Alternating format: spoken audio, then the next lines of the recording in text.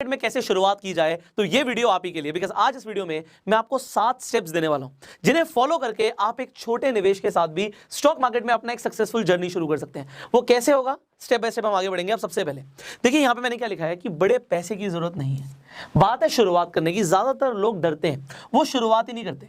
अगर आप एक कंपटीशन में पार्टिसिपेट ही नहीं करोगे तो जीतने के चांसेस क्या हैं? जीरो। आपको पार्टिसिपेट करना पड़ेगा। एंड बात बड़े पैसे की नहीं है, बात यह है कि स्टार्ट किया जाए, शुरुआत की जाए, क्योंकि एक बार आप शुरुआत करोगे तभी आपको बहुत कुछ सीखने को मिलेगा। देखिए बहुत कुछ ऐसा है जो हमें अभी नहीं आता, एंड हम एज अ ह्यूमन बींग्स हर रोज नई चीजें सीखते हैं। तो जब हम इन्वेस्टमेंट की बात करते हैं, फाइनेंशियल फ्रीडम की बात करते हैं, हम कंपाउंडिंग की बात करते हैं, बहुत कुछ सुनते हैं हम लोगों से, बट उसे अपनी जिंदगी में अमल करना भी जरूरी है। और जरूरी नहीं है उसके लिए बड़ा पैसा चाहिए। जब मेरे पास 10 करोड़ रुपए आ जाएंगे तब मैं स्टॉक मार्केट में इन्वेस्टमेंट शुरू करूंगा। आप 500 रुपए, 1000 रुपए से भी शुरुआत कर सकते हो, बट बात है शुरुआत करने की। अगर आपने शुरुआत करने का डिसीजन ले लिया है अभी तक, तो हम अब आगे बढ़ेंगे। इसके साथ साथ मैं बताना चाहता हूं कि स्टॉक मार्केट से रिलेटेड, फाइनेंशियल एजुकेशन से रिलेटेड जो इंफॉर्मेशन आपको स्कूल कॉलेज में नहीं सिखाई जाती, हम उसके ऊपर फ्री में आपको इस चैनल पे लगातार ट्रेन कर रहे हैं। तो अगर आपने अभी तक इस चैनल को सब्सक्राइब नहीं किया, अभी के अभी बेल आइकन पे क्लिक कर दीजिए, सब्सक्राइब बटन के साथ ही है, तो दोनों को प्रेस कर दीजिए, आप ही का फायदा होगा। नेक्स्ट देखिए, अब ये बहुत इंपॉर्टेंट टिप है, do not invest with fear of loss. आपको बहुत सारे ऐसे लोग मिलेंगे जो आपको ऐसी बातें बोलेंगे, अगर उस कंपनी में तब इन्वेस्ट कर दिया होता तो इतना पैसा हो जाता। वो स्टोरीज आपको हमेशा मिलती हैं, बट होता क्या है, जब हम एक्चुअल में इन्वेस्टमेंट करने आते हैं तो हम क्या देखते हैं, एक कंपनी का शेयर प्राइस भाग रहा है।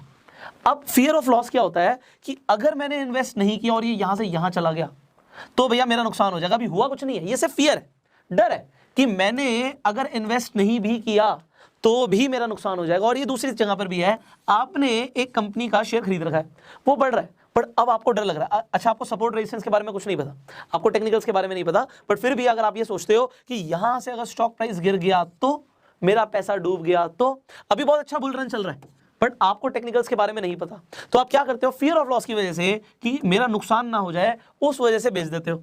और जब आप बेचते हो तब आप देखोगे उसके बाद भाई ट्रेंड और ऊपर चला गया। और ये दोनों साइड है, आपको लोग ऐसे मिलेंगे, भैया जब हमने खरीदा तो वहां से स्टॉक टूट गया, यहां पे आपने खरीदा तो स्टॉक नीचे चला गया, और जब आपने बेचा, सेल किया खरीदने के बाद, तो उसके बाद ऊपर चला गया। और इंट्राडे के अंदर तो आप बिना खरीदे भी बेच सकते हो, तो उल्टा हो गया, तो यहां पे नुकसान हो जाता है लोगों का। ये फियर ऑफ लॉस को बीट कर सकती है एक ही चीज, वो है आपकी skills.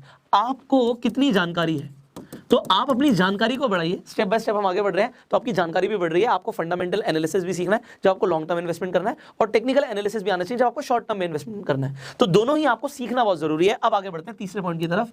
Now it's good that you start with less money. ये अच्छी बात है कि आप कम पैसे से शुरुआत करते हो। आज आपके पास कम पैसा भी है, बहुत अच्छी बात है। मैं आपको देखो एग्जांपल देता हूं।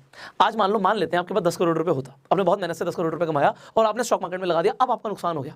आपको कैसा लगेगा? आपको लगेगा यार मेरे तो इतना हार्ड एंड मनी चला गया। आज भी जो कमाया हुआ है वो भी हार्ड एंड मनी है, बट फिर भी आप अगर 1000 से 10,000 से 5,000 से इन्वेस्टमेंट शुरू करते हो, एक ऐसा अमाउंट जो इनसिग्निफिकेंट आपके लिए, इनसिग्निफिकेंट का मतलब है कि अगर उस पर नुकसान हो भी गया, जीरो नहीं होगा अगर आप तरीके से इन्वेस्टमेंट करोगे, बट अगर कुछ लॉस हो गया 10%, 20%, 30% का लॉस हो भी गया इस पैसे पे, तो ये इनसिग्निफिकेंट है। इनसिग्निफिकेंट का मतलब है कि इतना ज्यादा फर्क नहीं पड़ता।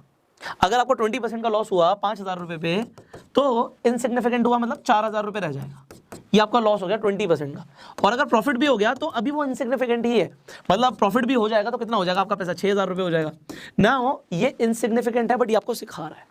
बात को समझना, आज आप 5,000, 10,000, 50,000 से शुरू करते हो, जो अमाउंट आपके लिए बहुत बड़ा नहीं है, तो उससे फायदा क्या है कि भैया आप लर्निंग को बहुत ज्यादा बढ़ा देते हो। जब आपका पैसा बढ़ा तो आपने ऐसा क्या किया था, और जब आपका नुकसान हुआ तब आपने ऐसा क्या किया था।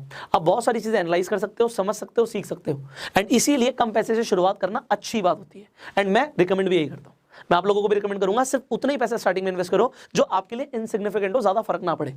आगे बढ़ते हैं। So here comes our fourth point. हर इंसान गलती करता है।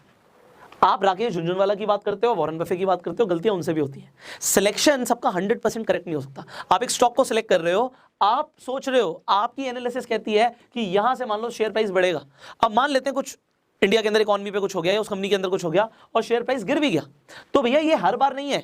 100% स्टॉक मार्केट में कोई भी सही नहीं होता। इट इज नॉट अबाउट कि हमें 100% सही होना है, हमें सिर्फ ज्यादातर टाइम सही होना है। अगर आप रिस्क टू रिवॉर्ड रेशियो को समझते हैं, आपने मेरी पहले की वीडियोस देखी हैं, हमने शेयर मार्केट के ऊपर पूरी प्लेलिस्ट बनाई हुई है, उस प्लेलिस्ट का लिंक मैं आई बटन पे दे देता हूं, आप जाके पुरानी वीडियोस भी देख सकते हैं। बिकॉज इतनी सारी चीजें मैं ऑलरेडी बता चुका हूं, तो रिपीट नहीं करना चाहूंगा, बट मैं आपको ये बताना चाहूंगा कि मिस्टेक सब करते हैं, ऐसा कोई नहीं जो 100% करेक्ट होता है। बस अगर आप ज्यादातर टाइम भी सही हो तो आप पैसा कमा लोगे स्टॉक मार्केट से। अब अगर आपसे गलती हो जाती है तो अपने आप को कोसो मत। लोग क्या करते हैं, एक बार लॉस हो गया, मान लो किसी का 500 रुपए का भी लॉस हो गया, तो वो एकदम से सोचेगा अरे नहीं नहीं आज के बाद तो मैं स्टॉक मार्केट में कभी इन्वेस्टमेंट नहीं करूंगा, जो हो गया लॉस उसे बुक करो, आपने स्टॉक्स को बेचो और बाहर निकलो। ये आपने जो सोचा ये गलत थिंकिंग है। लॉस होंगे क्योंकि आप एक फील्ड में एंटर कर रहे हो, गलतियां आप कर सकते हो, बट अगर आप ज्यादातर टाइम सही हो, आप प्रॉफिट करोगे।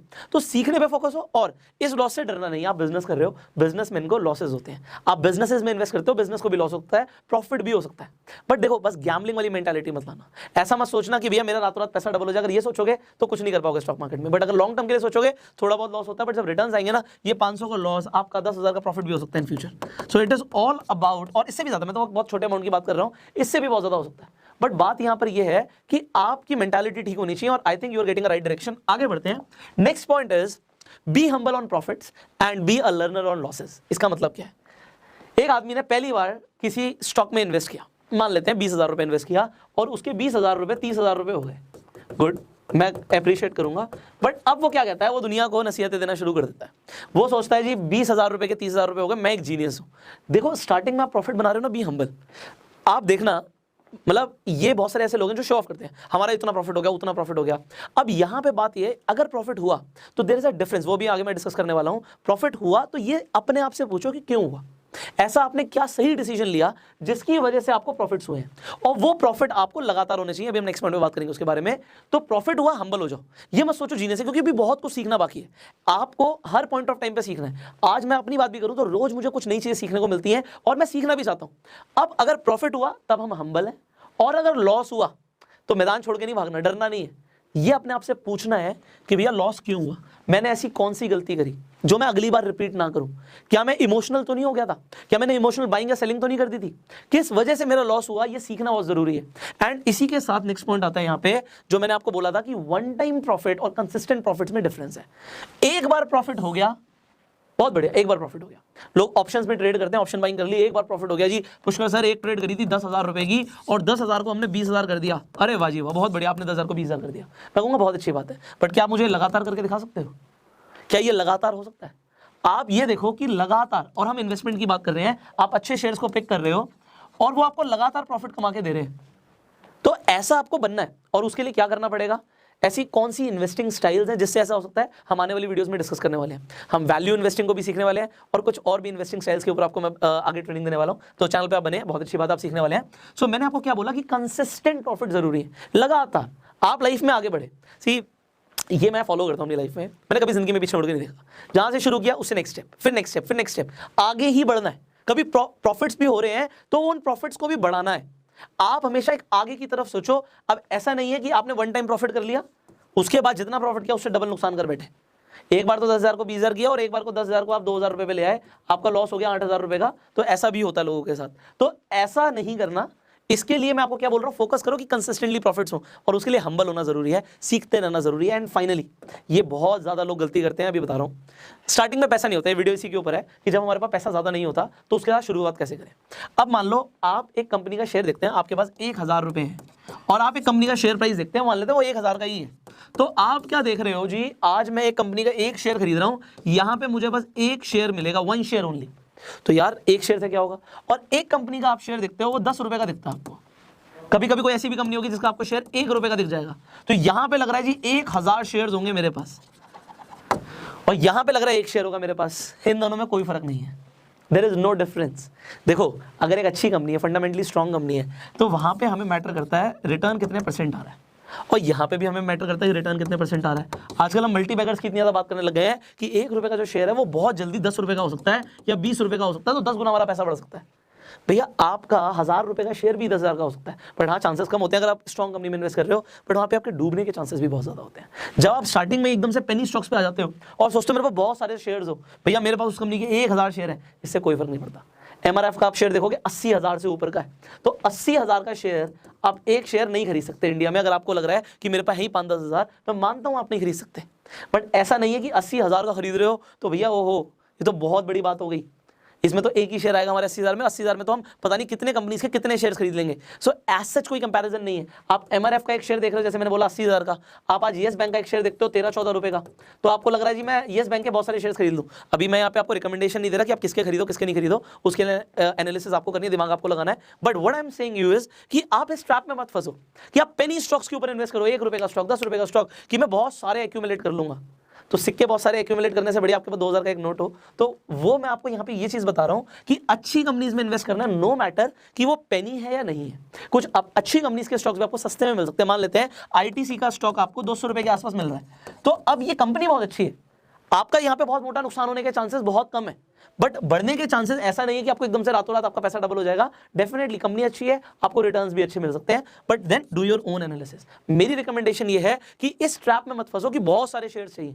अच्छी कंपनी के शेयर्स लो, फंडामेंटली स्ट्रॉन्ग कंपनी के शेयर्स लो, आपका लॉन्ग टर्म में प्रॉफिट होगा। सो आई होप आपको जो मैं समझाना चाहता था वो समझ आ चुका है। आपको क्या समझ आया ना इस वीडियो से, वो नीचे कमेंट में जरूर बताइएगा जो आपको सबसे अच्छा लगा हो। फाइनली इस वीडियो को शेयर करके बहुत सारे लोगों का भला कर सकते हैं, तो इस वीडियो को शेयर कर दीजिए। एंड अगर आप शेयर मार्केट में इन्वेस्टमेंट करना चाहते हो, ट्रेड करना चाहते हो, तो आप बहुत आसानी से सिंपल स्टेप्स को फॉलो करके अपना डीमैट अकाउंट खुलवा सकते हैं। डीमैट अकाउंट खुलवाने के लिए लिंक डिस्क्रिप्शन कमेंट बॉक्स में, सिंपली क्लिक कीजिए। आपके पास आधार कार्ड, पैन कार्ड होना जरूरी है, और सिंपल स्टेप्स को फॉलो करके अपना डीमैट अकाउंट खुलवा लीजिए। यूट्यूब पे वीडियो देख रहे हैं, सब्सक्राइब कीजिए, बेल आइकन पे क्लिक कीजिए। फेसबुक पे देख रहे हैं, आप हमें फॉलो कीजिए। I will see you in the next video. Till that time, you yourself man.